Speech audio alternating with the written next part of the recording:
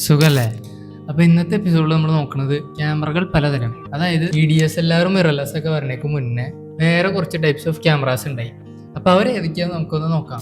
ആദ്യത്തെ ക്യാമറയാണ് pinhole camera. Pinhole camera കണ്ടുപിടിക്കുന്നത് 4th സെഞ്ച്വറി BC-യിലാണ്.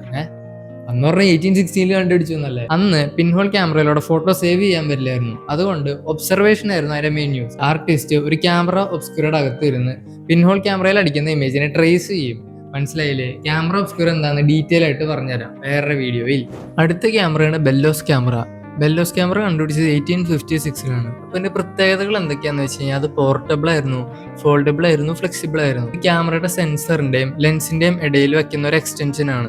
അപ്പോൾ നമുക്കത് ചുരുക്കാനും നിവർത്താനൊക്കെ പറ്റും. അപ്പോൾ ഇത് എന്തൊക്കെ കേപ്പബിൾ ആയിരുന്നു എന്ന് വെച്ച് കഴിഞ്ഞാൽ മാക്രോ ഫോട്ടോഗ്രാഫി, പിന്നെ ഫോക്കസ് ചേഞ്ച് ചെയ്യാനും ഇതിലൂടെ സാധിക്കുമായിരുന്നു. അപ്പോൾ അടുത്ത ക്യാമറയിലേക്ക് വാ. അടുത്ത ക്യാമറയാണ് TLR. TLR എന്ന് പറഞ്ഞു കഴിഞ്ഞാൽ ട്വിൻ ലെൻസ് റിഫ്ലെക്സ്. അപ്പോൾ ഈ ക്യാമറ കണ്ടുപിടിക്കുന്നത് 1880-ലാണെങ്കിലും ഇത് പോപ്പുലർ ആകുന്നത് 1920-ലാണ്. കാരണം ഇത് ആദ്യം സയന്റിസ്റ്റാണ് ഇത് ഉപയോഗിച്ചുകൊണ്ടിരുന്നത്. പിന്നീട് ഇത് പീപ്പിൾസ് ക്യാമറ എന്നറിയപ്പെട്ടു. കാരണം ഇത് ക്വിക്ക് ആക്ഷൻ ക്യാമറയാണ്. 2 ലെൻസ് ഉണ്ട്, മേളിലും താഴെയും. പിന്നെ നമുക്ക് ഇത് വെച്ച് കാണുന്ന സബ്ജക്ട്സ് നമുക്ക് അപ്പം തന്നെ ഫോട്ടോ എടുക്കാൻ പറ്റിയായിരുന്നു. പിന്നെ ഈ ക്യാമറ ഭയങ്കര സൈലന്റ് ആയിരുന്നു, കാരണം ഇതിനൊരു മിറർ ഉണ്ടായിരുന്നില്ല.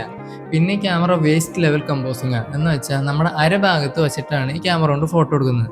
അപ്പോൾ മനസ്സിലായില്ലേ? അപ്പോൾ അടുത്ത ക്യാമറയിലേക്ക് വാ.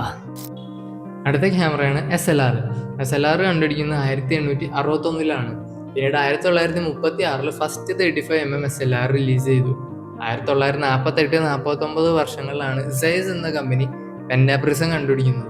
ഇങ്ങോട്ടോ പെൻഡാപ്രിസം എന്നല്ലേ, അടുത്ത വീഡിയോയിൽ പറഞ്ഞുതരാം. പിന്നീടാണ് ഗോൾഡൻ എറ, അതായത് നിക്കോൺ എഫും കാനോൺ ഫ്ലെക്സും അവർ കമ്പനി സ്റ്റാർട്ട് ചെയ്തു. പഴയ ക്യാമറകളെ പറ്റി ഏതാണ്ട് ഒരു ധാരണയില്ലേ.